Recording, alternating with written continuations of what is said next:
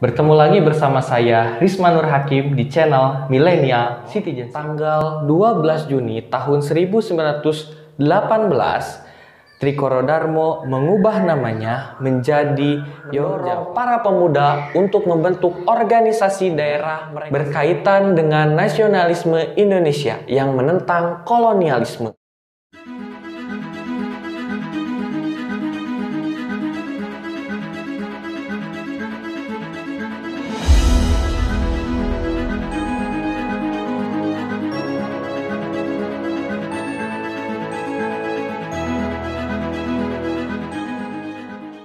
Assalamualaikum warahmatullahi wabarakatuh. Bertemu lagi bersama saya Risma Nur Hakim di channel Millennial Citizenship. Dimanapun, kapanpun kalian berada, belajar PPKN-nya tetap di Millennial Citizenship. Pada video kali ini, kita akan membahas materi PPKN kelas 8, yaitu bab 5 tentang Sumpah Pemuda dalam Bingkai Bhinneka Tunggal Ika.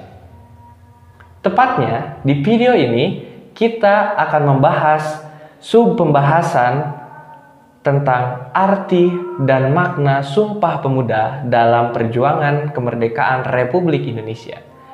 Sebelumnya, kita sudah membahas bagaimana proses terjadinya kebangkitan nasional tahun 1908 ditandai dengan berdirinya organisasi Budi Utomo. Pada kesempatan kali ini, kita akan membahas proses terjadinya Sumpah Pemuda pada tanggal 28 Oktober tahun 1928. Seperti yang tadi saya sampaikan, bahwa kebangkitan nasional ditandai dengan berdirinya organisasi Budi Utomo. Berdirinya organisasi Budi Utomo mendorong bermunculannya organisasi pemuda seperti Trikoro Darmo. Trikoro Darmo ini adalah organisasi pemuda yang berdiri tahun 1915 di Gedung Stovia. Pendiri dari organisasi ini adalah R. Satiman Wiryosanjoyo. Trikoro Darmo memiliki 3 visi mulia. Yang pertama, sakti, berarti kekuasaan dan kecerdasan. Yang kedua, budi, berarti bijaksana. Yang ketiga, bakti, berarti kasih sayang. Visi ini dikembangkan menjadi 3 tujuan Trikoro Darmo. Yang pertama, mempererat tali persaudaraan antar siswa-siswi Bumi Putra pada sekolah menengah dan kejuruan. Yang kedua, menambah pengetahuan umum bagi anggotanya. Yang ketiga, membangkitkan dan mempertajam peranan untuk segala bahasa dan budaya. Pada kongres pertama Trikoro Darmo tanggal 12 Juni tahun 1918, Trikoro Darmo mengubah namanya menjadi Yogyakarta. Selain itu, dalam kongres tersebut terjadi perubahan haluan organisasi. Trikoro Darmo yang tadinya organisasi non-politik berubah menjadi organisasi politik. Pada kongres selanjutnya, tahun 1926, Yogyakarta menyatakan dalam anggaran dasarnya hendak menghidupkan rasa persatuan seluruh bangsa Indonesia serta kerjasama dengan semua organisasi pemuda dalam rangka membentuk keindonesiaan. Organisasi berikutnya adalah organisasi Yong Sumatra Nenbon. Organisasi kepemudaan lain dengan keanggotaan yang cukup besar adalah Persatuan Pemuda yang berasal dari Sumatera yang bernama Yong Sumatra Nenbon. Pembentukan Yong Sumatra Nenbon mengikuti pembentukan Trikoro Darmo. Pada tanggal 9 Desember 1917, Yong Sumatra Nenbon berdiri. Di antara para pemimpinnya terdapat Muhammad Hatta, Muhammad Yamin, dan Nazir Pamunjak.